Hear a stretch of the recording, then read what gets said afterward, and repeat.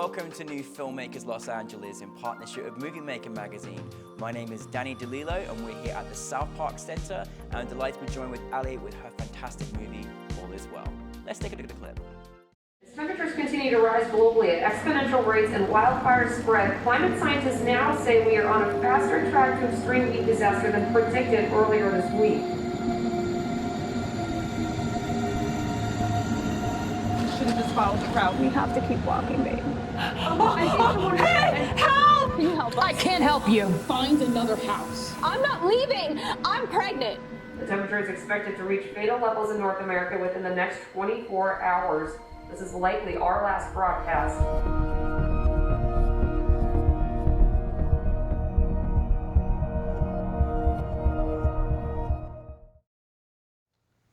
Allie, thank you so much for being here. I know you're based in Brooklyn and you're going to Hawaii and you came to us, so we just appreciate you being here so much. Well, we appreciate you. I mean, thank you so much for showing the film. It was so well put together.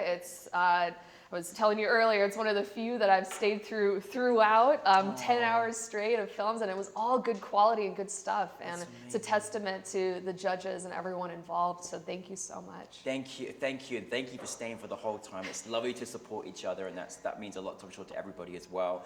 All Is Well. I'm amazed with what you did, and we'll get into it. But for those that haven't seen your film, tell us a brief synopsis. Certainly, yeah. So the synopsis, the logline is it's about three women who are coming to terms with their world ending. And in this world, the Earth has reached unsustainable temperatures due to climate change. And it follows the story of three women who were left behind. So yeah, it was made in conjunction with the Women's Week in Film Challenge, which takes place both here and in New York City. And what they do is they bring together teams of 30 to 35 women and non-binary filmmakers.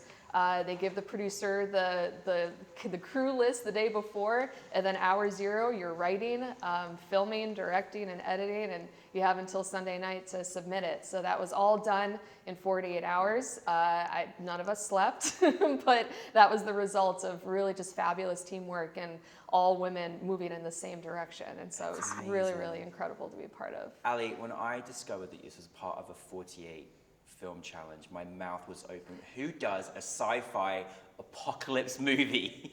Like, I could not believe that you made that in 48 hours. Like, that looked like months of like rehearsal and discovery and production. I was like, this is unbelievable. Like, how did it come about that you made this particular genre? Like, I was just so impressed and I couldn't believe you pulled that off in 48 hours, my goodness. Well, I will say the genre was given to us. We weren't expecting to get, so basically what happens is you show up and the people who are in charge of Women Week in Film Challenge, they pull genres out of a hat. And you're all watching like via Instagram Live to see like what your team's gonna get. So we knew that it was gonna come down to like 6 different genres, but we put all of our eggs in the buddy comedy basket. Yeah. We're like, we're gonna try to manifest this, like it's gonna happen. We already have a plot that we love.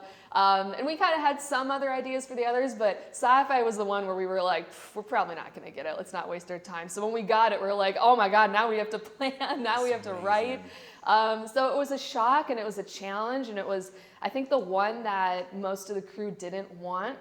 So it was even more impressive to see when they got something that was difficult, seeing them just all be on the same page in terms of the writing and the directing and finding the locations and all of that. Like, it was very, very fun. And you know, you look back and when you turn it in, you're like, oh, if we had more time, we would have put VFX here and we would have done this here. But you know, at its core, I think it was still a really great product, and you know, so immensely proud of the team. They are just simply incredible. How big was your team? I'm just curious. 33 women and non-binary filmmakers, and like some of the best humans I've ever met. Like, I've been on a million different sets. I came from the doc world, so this was my first time really doing anything narrative, working with actors and a separate director. And oh my God, I just love each and every one of them. They stepped up when I needed them the most. Like, there was really no drama. Like, everyone was really supportive. You know, for example, we did this during COVID, and we had a COVID compliance officer. You know, that was her job. And the person who was our key grip got sick. And so that person stepped up, and they honestly saved the entire production single-handedly. As someone who should have really been in more of a PA role, they all of a sudden were managing all of these people and driving the U-Haul, and like it was just so cool to see, like, wow, like, these people got these certain roles, but whenever there was a space that needed to be filled, you saw the people that just filled it. And I was like, those are the people that I want on my crews. Yeah. Like, those are the people that I want in the future to hire over and over and over again. So at the end, I got a crew list of 33 people who I'm going to hire forever now. It was great. It was like the best way to like network in a short amount of time. I felt in love with your character from the very beginning. I just was in it. Like, you just, from the first shot, I was just like, oh my God, I'm there. What is going on right now? What is happening? This is epic. And, and I just think you can never underestimate just how wonderful it is just to, just see this beautiful couple, that were just, going for this experience, having a baby, I mean, again, it's like, just to see, being part of the LGBT+ community as well, like just seeing a beautiful couple, two women just, with a baby, it was just so beautiful to see that, and just reminder of like, we don't see enough of that on camera, we don't see enough of females being led in these roles. It was so great to see that as well, and I thought your cast were brilliant, and they really raised the stakes. I'm curious, how did the cast aspect work with this festival, and how did you work as a director? Because these are like high stakes, so how was your process with that too? Certainly. Well, I will say, first off, the writers, incredible. Kia Trevette, Taylor Steele, Google them, because they're going places. Like, they wrote this script in a very short amount of time, and not only do they bring in all of those aspects of community and kind of the queer perspective, but they also touch on elitism in tragedy, and I think all of us, when we were going through COVID, we saw the disconnect and the people who got the vaccine first and the people who didn't. And as you're watching things like the space race, you can't help but think, like, if things go south here, will the people with money just be able to leave? Yeah, and what happens to the people left behind? So that disparity, I think, was really brilliantly showcased. And like I said, the writers were just fabulous. And then our director, Elaine Devalle, I was talking on stage, she's regarded as an actress director. She spent an incredible amount of her career acting, and now is directing feature lengths, and she's crushing it. She's in the festival circuit, winning awards, South by Southwest, her stuff's Amazing. on HBO, so we had a wide array of talent. And it was very cool to see her at the helm, really connecting with the cast. And even though we only had 3 people who were really on screen at any given time, she, the amount of time that she spent with each one-on-one, like, take a breath, swallow, like, do it this way, okay, now try it this way. Like, she just, in a very chaotic environment, still took her time. And I think that's a testament to the quality, because if you put 1 million people in a small space and you say you only have a certain amount of time, it's like immediate freak out. Yeah. And it takes a real solid professional to be able to like see the quiet in the storm and take advantage of that, and and be that quiet and be that calm. And I really think that she emanated that throughout the entire process, and that made it easy for everyone involved to get it done on time. Because that's the risk, is you can go through all of this, but if you can't finish it on time, you don't finish it. You don't get to screen it. You don't get to participate. So that pressure is constantly on you, and it's like very cool to see people who like step up to that. No, I mean, it felt like obviously everyone, of all 33 of you, just stepped up to the game, which is a wonderful experience. Now let's talk about your locations. How do you? Firstly, you were on a train.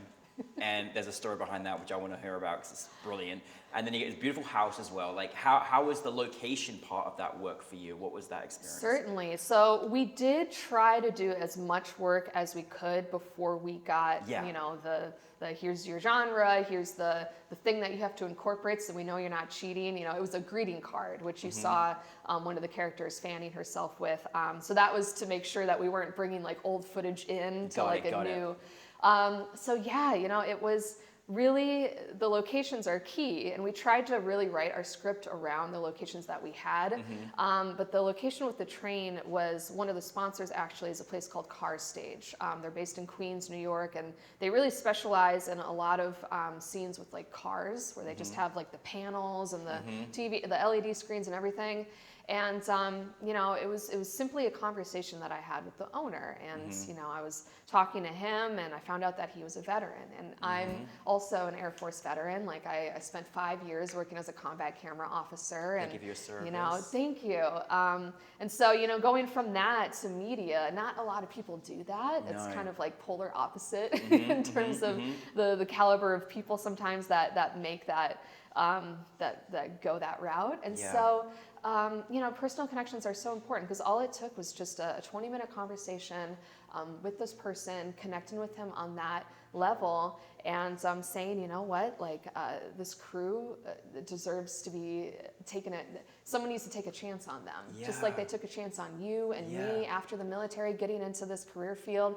And there's no more worthy crew to take a chance on than the crew that I have. And it was a really great conversation, and he was obviously super involved already in Women's Week and Film Challenge, and you know, it was a couple of back and forth, like we had it and then we didn't have it, and this is all while the writers are writing, and you know, Elaine's like, do we have a train, do we not have a train? I'm like, still working it, we'll figure it out, you know. And so it's chaotic all the time. In a studio, wasn't it? Yes. Like, can you believe that? It's not a train, people. I cannot believe it. Look up Car Stage, because they're phenomenal. They're so easy to work with. They were great, very accommodating on a very last minute request and timeline. You know, it's an incredibly expensive service, and they provided it free of charge so that we could do it the way that we really wanted to do it. And it was so great. You know, and then the house, you know, like Elaine was like, you know, offering up her place, her lawn, like all these different environments that we can try to show, like, you know, they're traversing through the woods. We got to find woods. And so like I said, I think when you get 33 people all moving in the same direction with yes in their heart, I think sometimes we wrap ourselves in our own red tape when we think about what we're capable of doing. You know, we say, well, I've never done it before, so I assume it can't be done. And this is just a really good exercise to show that absolutely it can be done. You know, like whatever you put your mind to, whatever you think you can do, you can do if you have the support of the people around you. And this was a beautiful representation of that. Well, I think you're a prime example of just developing like good relationships by just being a good person. That really does, you know what I mean? And I think you've got such a camaraderie around you with this team. And I mean, listen, how was the experience? I mean, it must have been a magical, wonderful experience to have part of this 48-hour women's challenge, all female, you know, cast and crew, you know, them being part of New Filmmakers with all. How is that? Did it feel like a little extra special? Because, you know, there's a lot of very talented people out there that deserve many roles in the industry. Absolutely. What I told the crew as soon as we wrapped and as soon as we had it premiere in New York City is, you know, how amazing is it to see what women are capable of doing in 48 hours when they don't have the barrier of money, of judgment, of access, of who you know, like all of these things that I think traditionally keep women out of filmmaking.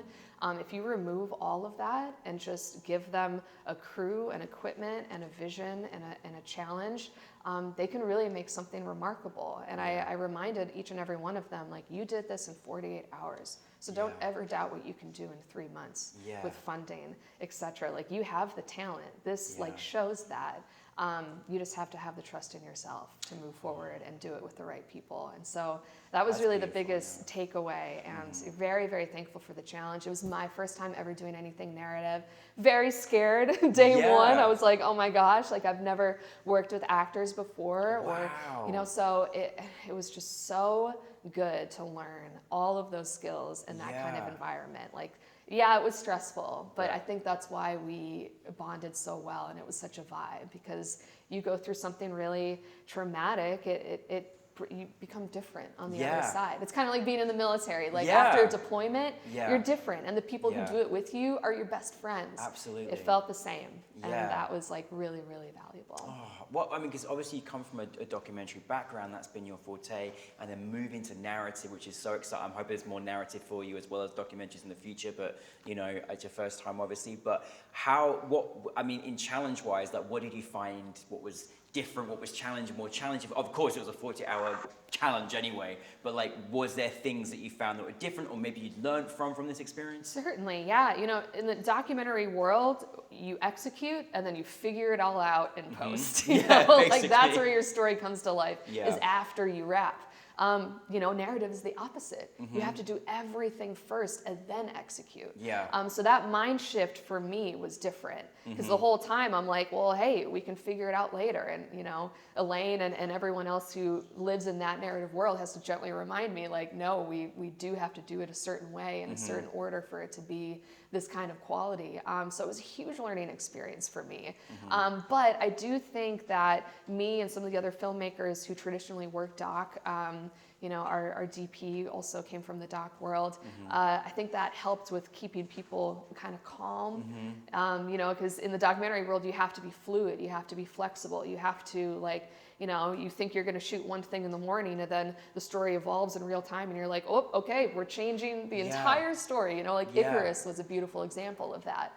I think that we all kind of meshed well together, and we were able to bring our different talents from those different filmmaking worlds, and that's part of the reason that we were so cohesive, is because we weren't all the same. Yeah, absolutely. We all kind of challenged each other in different ways, and I think for me it was just really fascinating to see what goes into a production that you can control. Yeah, absolutely. Even production design. I'm looking at Lex and some of the other people who were just like, I'm gonna adjust this suitcase here and do this little. And I was like, that's so amazing. I know, Doc right? World, you just show up and you're like, oh, it looks bad. All right, we're doing it anyway because that's the truth, right? I was like, you can change things like that. So it was so fun to be a part of that and really kind of from a distance observe what goes into all of it. And it's so much stuff that people just don't realize. When you talk about production design and production value, it's so much of it you don't see. Yeah. And it was cool to see that. Yeah, well, listen, I mean, if you can do that in 40 hours production design, my goodness me, I can't wait for your feature. Seriously. How was it, again, you make this in 40 hours and all of a sudden you're at a film festival and it's in front of an audience and people getting to experience your film. We certainly loved having new filmmakers, but how has it been with an audience for you? How has that experience been? Oh, it was out of this world. And I will say I missed my crew so much the whole time I was there. They're all back in New York. I miss them. They're all my friends at this point. And, being able to experience that with them is the only thing that was missing. But it was awesome to really kind of get real time audience reaction, good and bad, kind of just seeing what is the feedback? You don't really get that virtually. And I know that during COVID, a lot of that was happening, and you were getting into festivals and you're like, well, I still don't know how people feel about it. I do wish I knew or could overhear when people were laughing, when people were crying, all of that real time is super valuable for a producer and director. So it's just something else, seeing it on a big screen and really seeing the culmination of work, hard work, and seeing everyone's names, on the scroll at the end, that always gets me, is just seeing the names and just being like, man, they're amazing. I miss them. They're incredible. They did this, and I'm just happy to have been a part of it and represent. Oh, you got the best crew, all 33 of you. We appreciate you over here. There's a lot of love in the room over here. Seriously. Yes. What is next for you? I need to know where can we watch whatever next project you're working on, please? Absolutely, yes. So working on two things, both documentaries, feature length. The first one is called Local Yokels. So it's about small town comedy in the US. My husband, he's a comedian. He got his start in a small town called Fort Collins, Colorado. We live in New York now, very different scene, but we're gonna be following a couple of protagonists. We've got a guy that started a comedy club during the pandemic. We've got a trans comedian who won Fort Collins Funniest last year. We've got Sam Talent, who's a New York Times bestseller and on Joe Rogan, etc. So just a lot of compelling stories. So that's the first one. That's and then amazing. The second is a feature length that is a kind of a culmination from an earlier project that I did with a couple other women, all women crew back in the fall. And it's about abortion rights in the South post the fall of Roe v. Wade. So it's, tons of stories of women coming forward, specifically talking about fatal fetal anomalies and still being forced to carry that to term because of the laws in the South. So very heart-wrenching, very different topics. Yeah, I was gonna say, absolutely. Very different topics. Yeah. That's what we're working on next. So That's I'm very amazing. excited for Well, that. from the comedy perspective, we're looking. I love that you're making a film about that. It's going to be so much fun, and thank you for making it also in a documentary on abortion rights. It's extremely important, and we need to not stop talking about it. And so thank you for all the subjects that are going to come forward and share that as well. But we're so proud of you at New Filmmakers LA. Thank you for being part of our family, and we're looking forward to just following you on your continual journey. But thank you so much for all as well. Thank Appreciate you. it. I so appreciate you. Thank Thanks so you, much. Allie.